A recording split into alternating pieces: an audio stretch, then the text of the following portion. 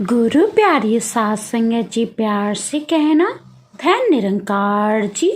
सात संगत जी, आज की साखी एक ऐसे इंसान की है जिसने लालच में आकर संतों की वाणी को नहीं माना। और सात संगत जी, संतों की वाणी को ना मानने का नतीजा इतना बुरा हुआ कि वो पूरे जीवन भर अपने आप को संभाल ना सका। तो आइए संतों जी, आज की साखी सुने कि संतों की वाणी को ना मानने का नतीजा क्या हुआ। सात संगत जी, एक शहर में एक आदमी रहता था। वो बहुत ही लालची था। उसने सुन रखा था कि अगर संतों और साधुओं की सेवा करे तो बहुत ज़्यादा धन प्राप्त होता है। ये सोचकर उसने साधु संतों की सेवा करनी शुरू कर दी। एक बार उसके घर में बहुत ही चमत्कारी संत आए। उन्होंने उसकी सेवा से खुश होकर उसे 4 दिए दिए और कहा, इनमें से एक दिया जला लेना और पूरब दिशा की ओर चले जाना। जहाँ ये दिया बुझ जाए वहाँ की जमीन को खोद लेना, वहाँ तुम्हें काफ़ी धन मिलेगा।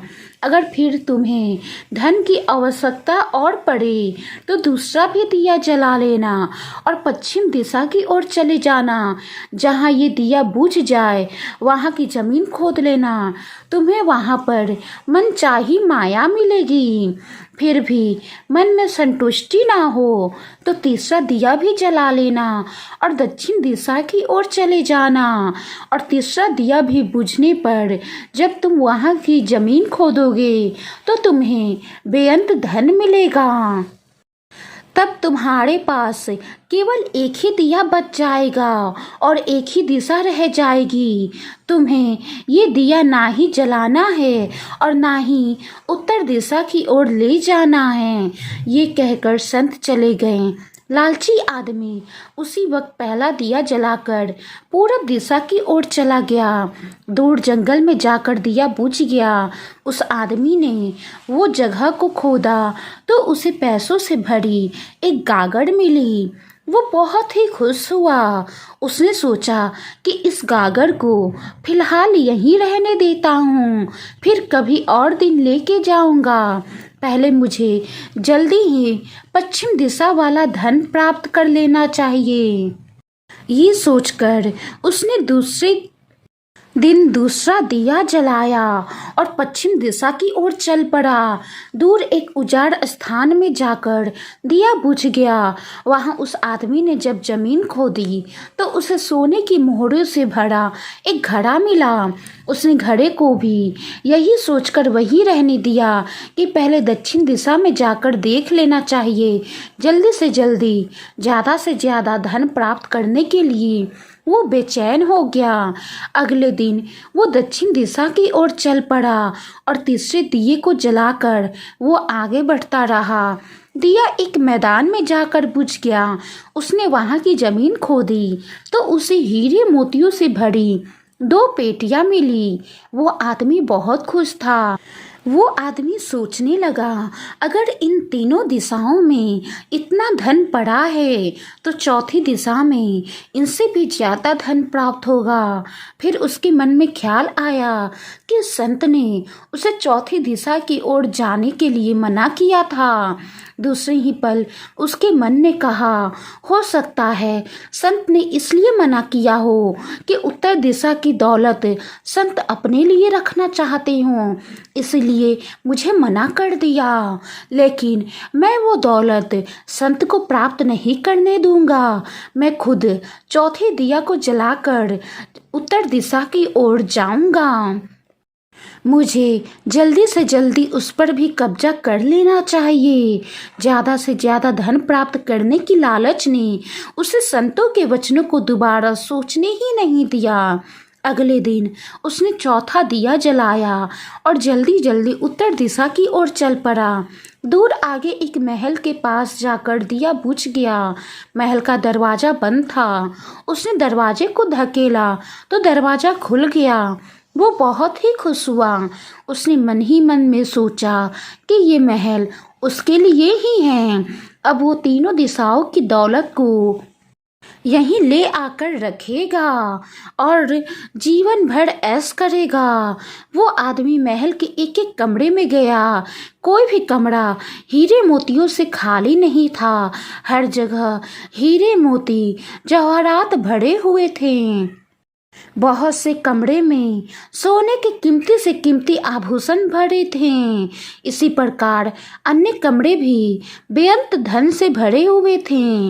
वो आदमी चकाचौंध हो जाता है और अपने भाग्य को शाबाशी देता है। वो जरा और आगे बढ़ा तो उसे एक कमरे में चक्की चलने की आवाज़ सुनाई दी। वो उस कमरे के पास पहुंचा तो देखा एक बूढ़ा आदमी चक्की चला रहा है।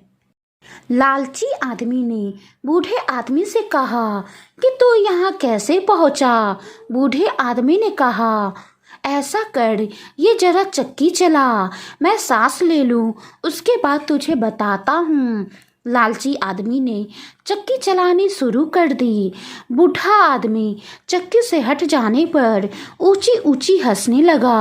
लालची आदमी उसकी ओर हैरानी से देखने लगा। लालची आदमी चक्की बंद करने ही लगा था कि बूढ़े ने खबरदार करते हुए कहा, ना ना, चक्की चलानी बंद ना कर। फिर बूढ़े आदमी ने आगे कहा, ये महल अब तेरा है, लेकिन ये उतनी देर तक खड़ा रहेगा जितनी देर तक तू चक्की चलाता रहेगा। अगर चक्की चलनी बंद हो गई तो ये महल गिर जाएगी और तू भी इसके नीचे दबकर मर जाएगा। कुछ समय रुककर फिर बूढ़ा आदमी कहने लगा, मैंने तेरी ही तरह लालच करके संतों की बात नहीं मानी थी, संतों की वाणी नहीं मानी थी और मेरी सारी जवानी इसी चक्की को चलाते हुए बीत गई। तुमने भी वही किया, तुमने भी मेरी तरह लालच करके संतों की बात नहीं मानी। अब पूरा जीवन तेरा ये चक्की चलाने में ही बीत जाएगा।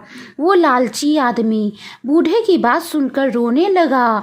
फिर कहने लगा, अब मेरा इस चक्की से छुटकारा कैसे होगा। बूढ़े आदमी ने कहा, जब तक मेरी और तेरी जैसा कोई आदमी लालच में अंधा होकर यहाँ नहीं आएगा तब तक तू इस चक्की से छुटकारा नहीं पा सकेगा। तब उस लालची आदमी ने बूढ़े से आखिरी सवाल पूछा, तू अब बाहर जाकर क्या करेगा। बूढ़े आदमी ने कहा, मैं सब लोगों से ऊंची ऊंची आवाज में कहूँगा कि लालच एक बुरी बला है। लालच से जितना दूर रहो उतना ही सुखी रहोगे। लालच के जितना करीब जाओगे उतना ही दुखी रहोगे।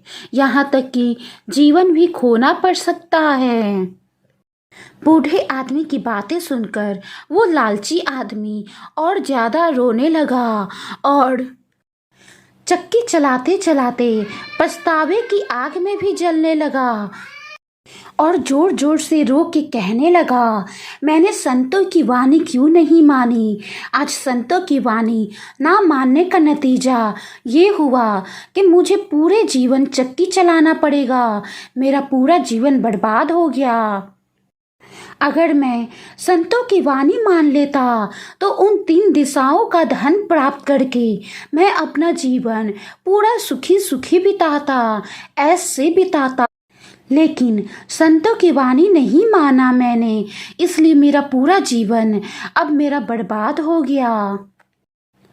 साथ संगत जी, कहने का भाव है कि संतों की वाणी में बहुत ही ताकत होती है। जो संतों की वाणी मानकर संतों की वाणी पर चलते हैं उनका जीवन सुखी सुखी बीतता है, सुखी सुखी कटता है। और साथ संगत जी, जो संतों की वाणी ना मानकर लालच में आकर संतों की वाणी को काट देते हैं उनका जीवन बर्बाद हो जाता है, दुख भरा हो जाता है। जिस प्रकार उस लालची आदमी का संतों की वाणी ना मानने का नतीजा बहुत ही बुरा हुआ। साथ संगत जी, साधु संत की वाणी कभी न झूठी होए, मान से जो मने तो मन की पूरी होए। साथ संगत जी, आज की साखी के बारे में आपकी क्या राय है? कमेंट बॉक्स में ज़रूर बताएं। और आज की साखी कैसी लगी ये भी कमेंट बॉक्स में ज़रूर बताएं। साखी को लाइक करें, शेयर करें। अगर वाणी में कोई गलती हो गई हो तो बख्श लेना जी। गुरु प्यारी साथ संगत जी, प्यार से कहना। धन निरंकार जी।